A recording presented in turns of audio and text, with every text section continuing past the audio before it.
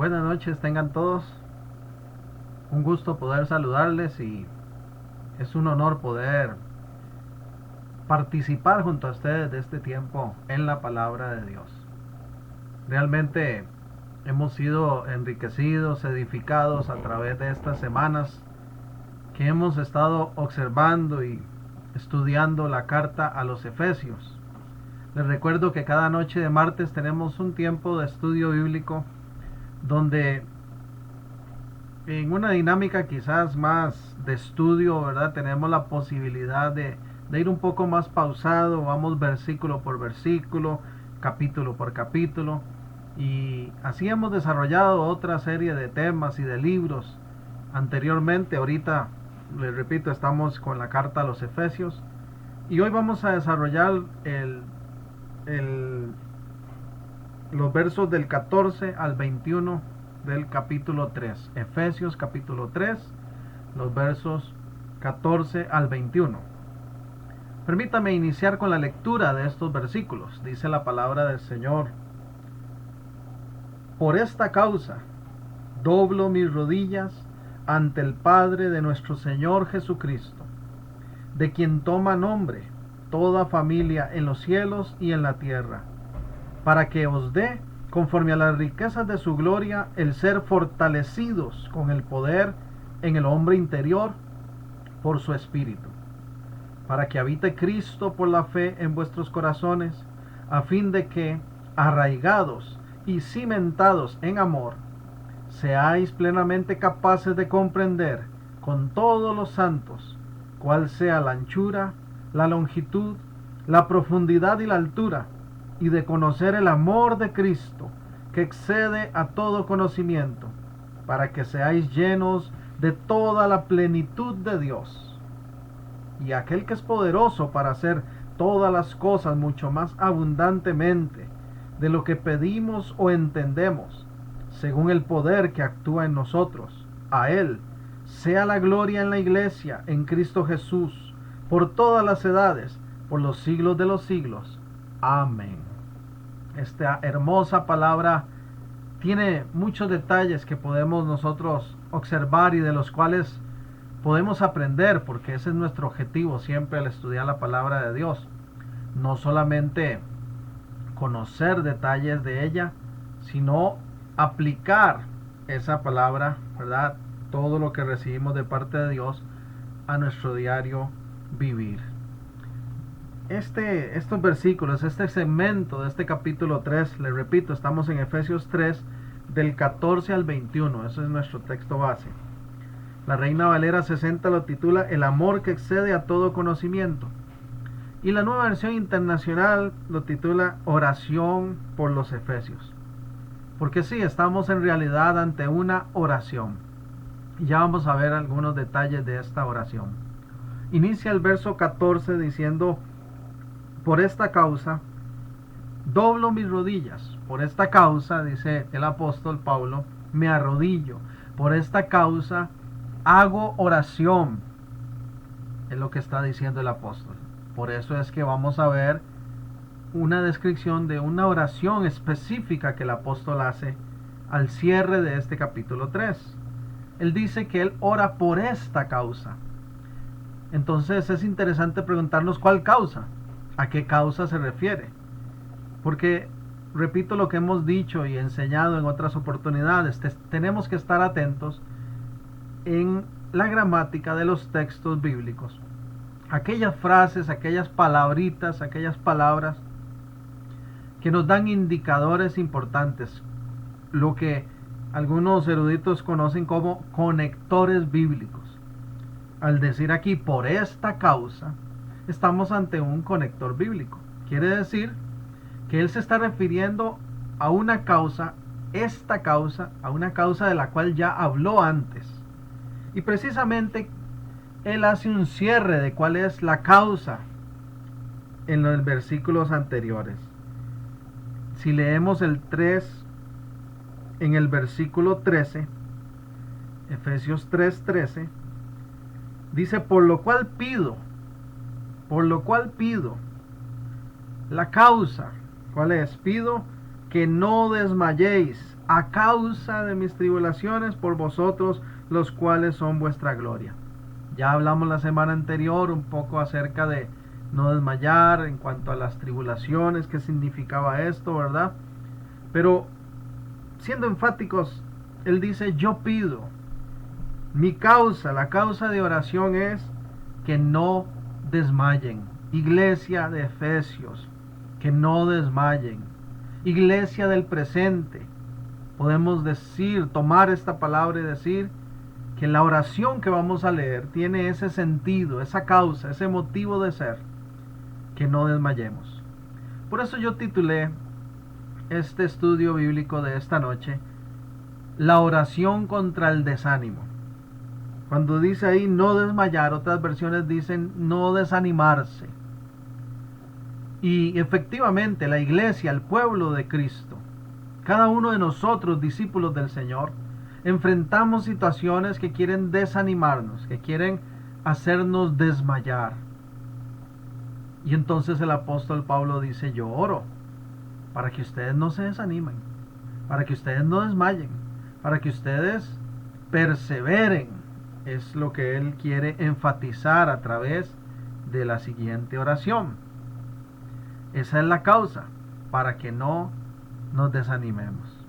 Y vea qué interesante cómo él inicia en el verso 14, entonces retomando esa causa. Por esta causa doblo mis rodillas, por esta causa me dispongo a orar, por esta causa me arrodillo, reverencio, ¿verdad?, ante el Padre de nuestro Señor Jesucristo.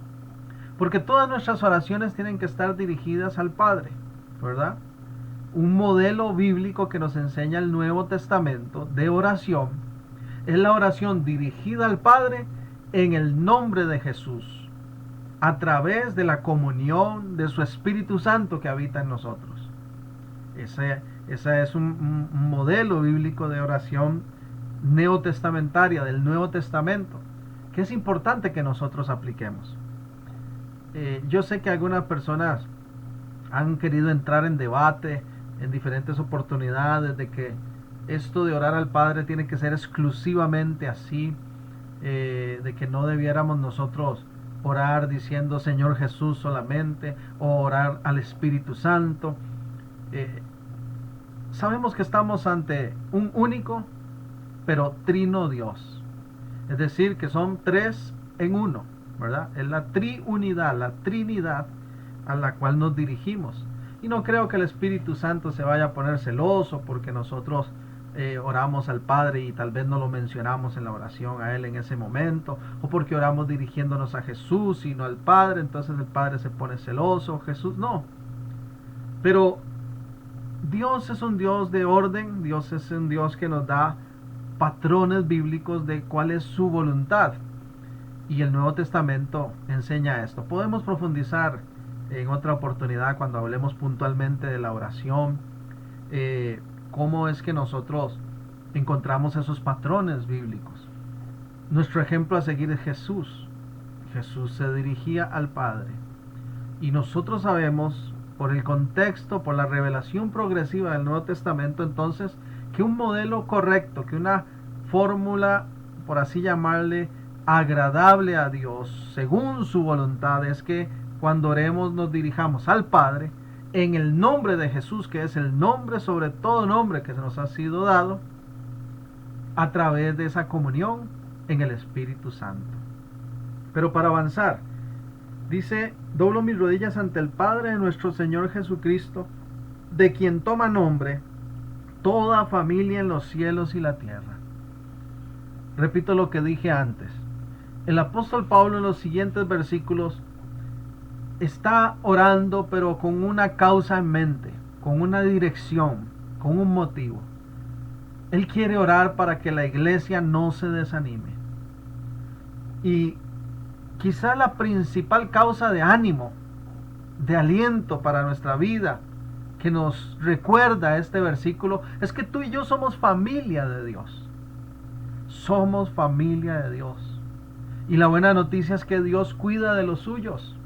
Cuando tú y yo recordamos que somos familia de Dios, que por la obra de Cristo nos ha sido entregado ese derecho de hoy ser herederos con Cristo, coherederos con Cristo, hijos del Dios Altísimo, pueblo suyo, familia suya. Eso es algo que nos debe de proporcionar a nosotros aliento, ánimo, gozo.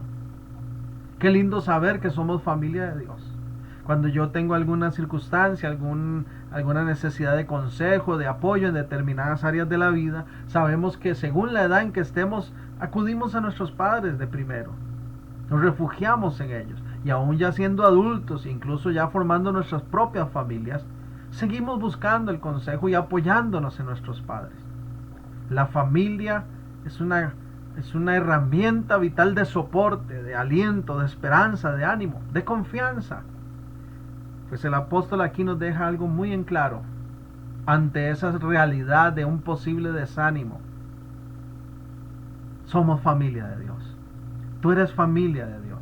Tú, varón que escuchas, tú, mujer que escuchas, eres familia de Dios y Dios cuida de ti porque eres su familia. Eres su hija, eres su hijo amado. Eso es algo maravilloso que tenemos que tener claro. Una vez que el apóstol expresa esto, ¿verdad? De que somos esa familia de Dios. Entonces ya en el versículo 16 encontramos puntualmente cuáles son las peticiones, cuáles son los pedidos que él va a hacer ante el Padre Celestial.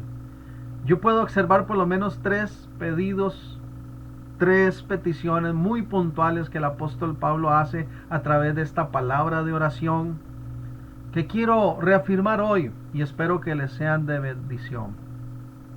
Dice Efesios 3:16, ¿qué es lo primero que pide? Para que os dé, ¿quién? El Padre. Nos dé, nuestro Dios, nuestro Padre, nos dé conforme a las riquezas de su gloria, el ser fortalecidos con poder en el hombre interior por su espíritu. El apóstol Pablo dice, yo quiero orar, iglesia, por ti, para que no te desanimes. Y quiero pedirle a Dios, te pido, oh Dios, que tú traigas fortaleza espiritual. Eso es lo primero por lo cual el apóstol ora. Creo que estas 3 cosas que vamos a mencionar deberían estar incluidas en nuestra oración habitual con Dios también. En alguna manera el apóstol Pablo, aunque está orando, está enseñando también. Y esta enseñanza nos alcanza a nosotros. A veces pedimos para que toda esa riqueza de la gloria de Dios se manifieste en nosotros, pero pensamos en la riqueza con otro tipo de enfoque. Qué importante es que nosotros oremos y le digamos, Señor, trae fortaleza espiritual a tu iglesia. Nosotros los pastores, los líderes, tenemos aquí un modelo de oración para orar no solo por nosotros, sino por aquellos a los cuales servimos y forman parte de nuestra comunidad de fe. Créame que parte de mi oración por aquellos que son miembros de nuestra congregación es esa, Señor, fortalece a tu iglesia espiritualmente. Espiritualmente. Porque si somos fuertes espiritualmente no vamos a desmayar, ni mucho menos a retroceder. Entonces el apóstol dice que sean fortalecidos conforme a esas riquezas de la gloria del Señor, sean fortalecidos con poder en el hombre interior por su espíritu. ¿De dónde viene nuestra fuerza?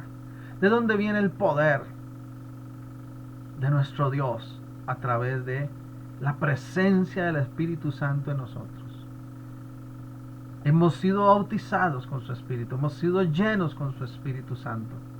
En el momento en que aceptamos a Cristo Jesús, su Espíritu es enviado a nosotros, se cumple esa promesa, se hace realidad. Y Él nos empodera. Y es muy importante que nosotros estemos fortalecidos espiritualmente. Hoy en día hay un énfasis muy grande hacia todo lo físico. De hecho, hacia todo lo que es humanidad, ¿verdad? Hay un humanismo muy fuerte, pero en alguna manera hay una especie de hedonismo, ¿verdad? Que es algo que existió hace mucho tiempo, que es el énfasis en el hombre, en el cuerpo, en el ser como tal, en la persona física. Por eso es común ver en esos retratos de la antigüedad, ¿verdad? Esos cuerpos fuertes, firmes, porque había un énfasis en este tipo de cosas, ¿verdad? Un hedonismo, un culto al cuerpo. Y hoy en día algunos caen en eso. No digo que el ejercicio sea malo. Yo mismo estoy esforzándome, créame, le cuento que estoy tratando de perseverar y por lo menos 3 veces a la semana estamos haciendo ejercicio. Agradezco a mi esposa que me alienta para seguir haciéndolo, porque es salud, por motivos de salud y bienestar físico. Pero hay una firmeza y una fortaleza que es más importante aún, que es la del espíritu. Espiritualmente hablando tenemos que estar fuertes. ¿Por qué? Porque la lucha es dura. Porque ser cristiano no es fácil, porque ser familia de Dios no es fácil en estos días, ni lo será nunca, porque tenemos un adversario que quiere destruirnos. Y entonces tenemos que estar fortalecidos en el Señor para no desanimarnos, para no caer en desesperanza, para no retroceder ni mirar atrás nunca. Entonces el apóstol Pablo dice, yo oro por fortaleza espiritual. Él lo tiene muy claro. De hecho, vamos a observar después con más calma cuando lleguemos al capítulo 6 de Efesios, cómo él amplía este tema de la fortaleza espiritual. Pero déjeme dar una pincelada de qué tiene en mente el apóstol al orar por fortaleza espiritual. Dice Efesios capítulo 6. Por favor, acompáñenme a leer Efesios 6 del verso 10. Leamos hasta el 13. Efesios 6, 10. Por lo demás, hermanos míos, fortaleceos en el Señor y en el poder de su fuerza. Vestíos de toda la armadura de Dios, para que podáis estar firmes contra las acechanzas del diablo. Porque no tenemos lucha contra carne y sangre, sino contra principados, potestades, contra los gobernadores de las tinieblas de este siglo, contra huestes espirituales de maldad en las regiones celestes. Por lo tanto, tomad toda la armadura de Dios, para que podáis resistir en el día malo, y habiendo acabado todo, estar firmes. Estamos en una lucha. Desde el momento en que hemos venido a Cristo, estamos en una guerra constante. No son las personas directamente. A veces caemos en el error de mirar a la persona y creemos que fulanito la tiene con nosotros, que fulanita la tiene con nosotros. Pero en el fondo, lo que dice el apóstol Pablo es, hay una realidad de lucha que hay que leerla muy bien. La lucha es espiritual y tenemos que estar fuertes espiritualmente para resistir esa batalla constantemente, para resistir al enemigo. Por eso nos habla de tomar todos estos elementos espirituales, esa armadura de Dios que nos ha sido dada para resistirle. Vamos a hablar con más calma de esos elementos de la armadura cuando lleguemos al capítulo 6. Pero mientras tanto quería que observáramos cómo el apóstol tiene muy claro que la iglesia necesita estar fuerte espiritualmente, tener una fortaleza espiritual, para que cuando el enemigo venga con sus mentiras, para que cuando el enemigo venga con sus ataques, para que cuando el enemigo venga con sus argumentos, la iglesia no se desanime, la iglesia no caiga, ni retroceda, ni mire atrás, sino que salga triunfante por el poder del Espíritu que actúa en nosotros. Gloria sea al Señor por eso. Esto de la fortaleza espiritual, de tener clara esa realidad espiritual en la que vivimos y de incluso darle prioridad a esta realidad espiritual, no difiere del consejo de nuestro mismo Maestro, de nuestro Señor Jesucristo. Recordemos lo que dijo Jesús en una ocasión. Allá en Mateo capítulo 26 nos narra una situación que se dio en la cual Jesús pide a sus discípulos que le acompañen a orar. Él está próximo a morir, está enfrentando esos momentos, ¿verdad? En su cuerpo humano, ¿verdad? Está enfrentando esos momentos de agonía, de tensión tan fuerte, profunda, por todo lo que le va a ocurrir. Y él le dice, a ver discípulos, a ver muchachos, venga, acompáñenme a orar. Porque eso es lo que necesitamos. Cuando sentimos que nuestro ánimo empieza a decaer, cuando sentimos desanimados, cuando nos sentimos que vamos a desmayar, que ya son muchos los problemas, que son muchas las circunstancias, que no tenemos fuerza, ¿qué es lo que hay que hacer? Es orar. Porque esa es una arma poderosa, una herramienta de poder espiritual que nos ha sido dada. El consejo de Jesús es oren. Oren para que estén fortalecidos. Dice Mateo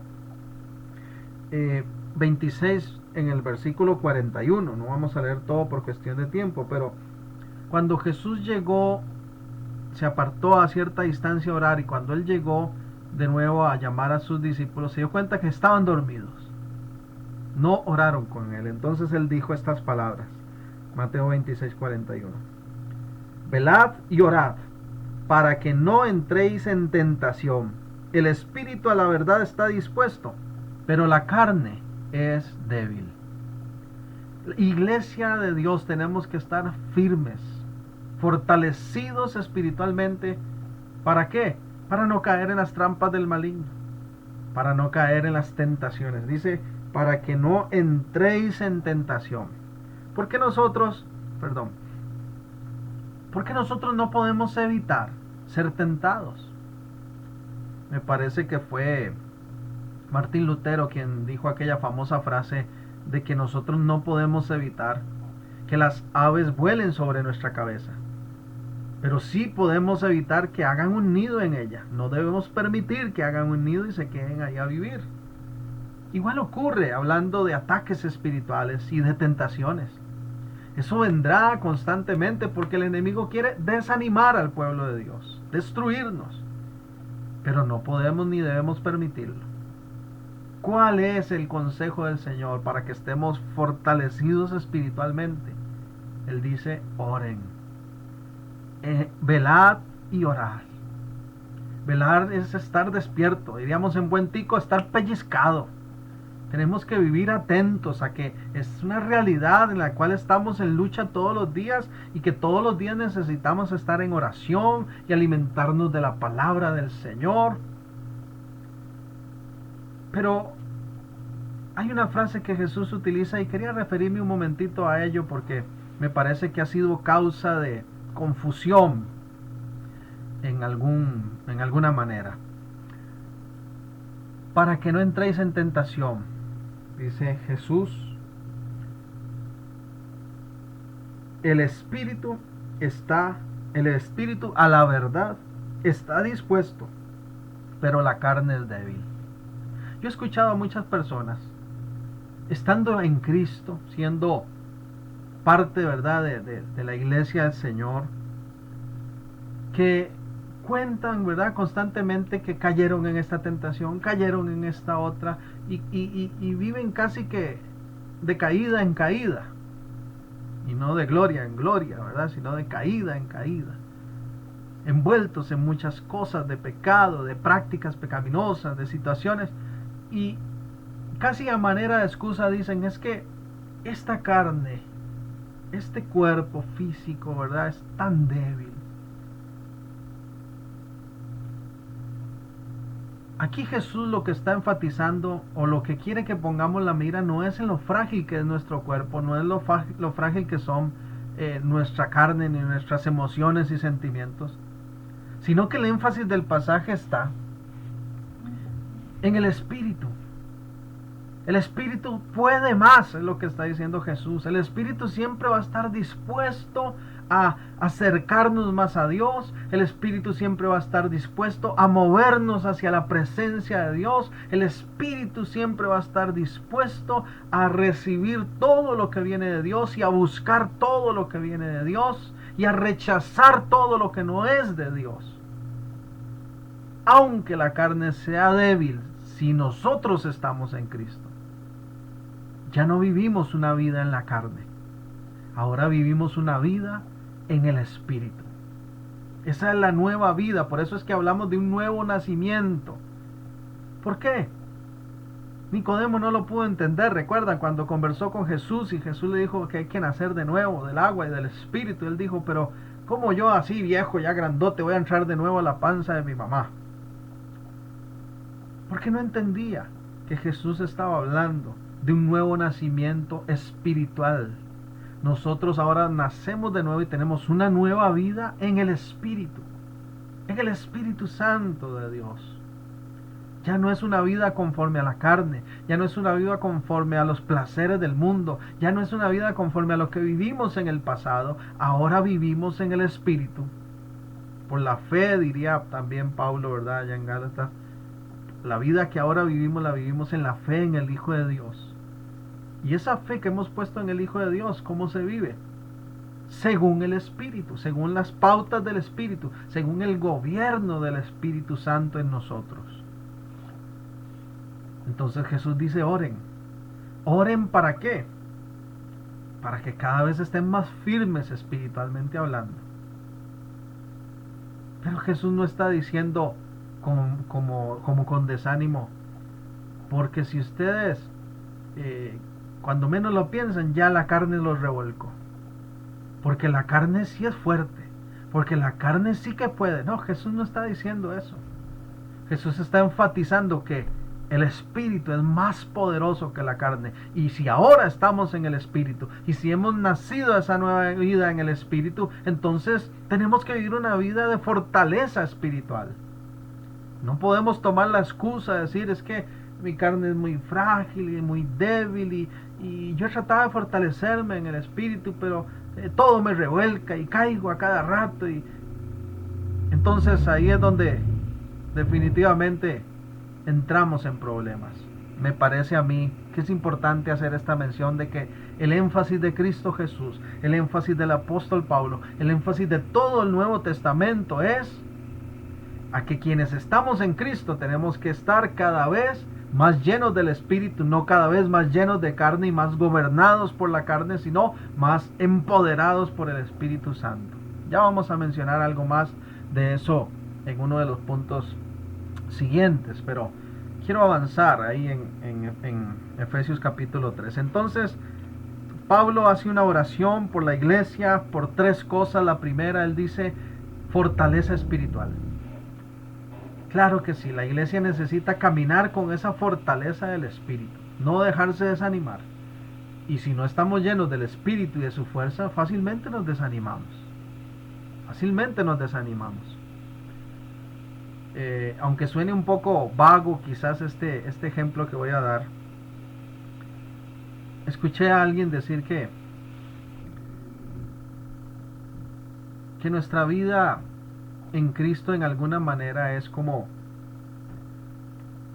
lo que a veces se vive en algunos cursos académicos.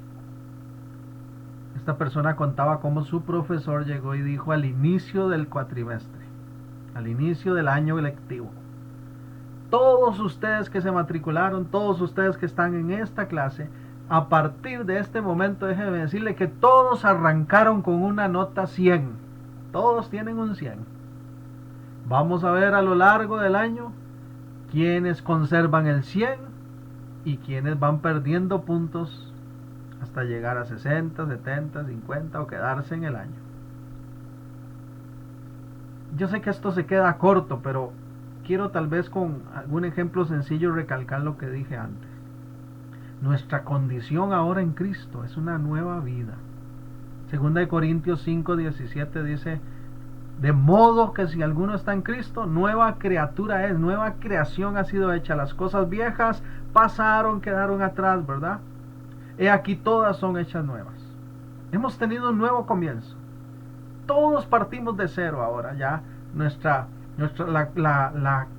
carta de acusación, la lista de pecados, ¿verdad? El acta que nos era contraria, decía el apóstol Pablo, fue anulada en la cruz, fue rota por Jesús. Y nuestra vida ahora es una vida de santidad, de abundancia en el Espíritu. Esa vida tenemos que cuidarla. Esa vida no se puede descuidar. Esa llenura del Espíritu en nosotros se tiene que mantener. Por eso es que versículos como estos, el apóstol Pablo habla de fortaleza espiritual. Porque sí, ya hemos recibido esa fortaleza del Espíritu, pero tenemos que mantenernos fortalecidos en él. No bajar los brazos, no dejarnos llevar por la carne, ni por las tentaciones del enemigo, ni por sus argumentos de maldad, sino perseverar en la vida del Espíritu. Dice Efesios 3, estamos entonces en el verso 16, dice el 17: Él oró entonces para que seamos fortalecidos interiormente con el poder del Espíritu. Ahora dice el 17, segunda cosa por la que ora: para que habite Cristo por la fe en vuestros corazones, a fin de que, arraigados y cimentados en amor, oiga esto, arraigados y cimentados en amor, seáis plenamente capaces de comprender con todos los santos cuál sea la anchura, la longitud, la profundidad, la altura, y de conocer el amor de Cristo, que excede a todo conocimiento, para que seáis llenos de toda la plenitud de Dios. Nos habla entonces de que el apóstol Pablo ora por fortaleza espiritual, y en segundo lugar ora por firmeza de amor, para que arraigados y cimentados en amor seáis plenamente capaces de conocer toda esa plenitud de Dios. Nos habla de estar firmes en el amor de Dios. Una iglesia que da lugar al odio, a la división, a los rencores, a los resentimientos, al egoísmo, es una iglesia que termina destruida por el enemigo. El apóstol lo tiene muy claro. Él sabe el daño que puede hacer las raíces de amargura, la falta de amor en medio del pueblo de Dios. El apóstol lo sabe y por eso ora por esto. Y eso es algo por lo que los líderes también tenemos que orar en relación a nosotros mismos, porque estamos parte del cuerpo, y en relación a la iglesia en la cual servimos. Que haya firmeza de amor por Dios, por supuesto, pero de amor los unos por los otros. Ese amor que se conoce en el Nuevo Testamento como el amor fraternal, el amor fraterno, el amor entre hermanos del pueblo de Dios. Dice este texto que si Cristo habita realmente en nosotros, entonces vivimos llenos de su amor. Si nosotros hemos experimentado toda esa anchura, usted sabe cuánto mide el amor de Dios, hacia lo ancho, hacia lo alto, hacia lo profundo. No se puede calcular, no se puede medir. No hay palabras suficientes para describir el amor tan grande de nuestro Señor Jesús. Juan 3:16 dice: porque de tal manera, usa la palabra de tal manera, no dice de esta manera, de aquí a aquí, porque es algo inmensamente profundo, alto, ancho. Si nosotros en Cristo hemos experimentado esa clase de amor tan inmenso, tan sublime, ese mismo amor nos debe mover a reflejarlo hacia nuestros hermanos, hacia los que nos rodean, hacia la familia de Dios, hacia la iglesia, hacia toda persona, como dijo Jesús, amar al prójimo como a nosotros mismos. Pero en el contexto de iglesia, que es lo que está orando Pablo, él dice: Señor, que esta iglesia sea firme en el amor, que se amen unos a otros con firmeza. Y es interesante que use ese tipo de vocabulario, ese tipo de expresiones, ¿verdad?, relacionadas al amor, que él dice que esté arraigado y cimentado. Arraigado y cimentado.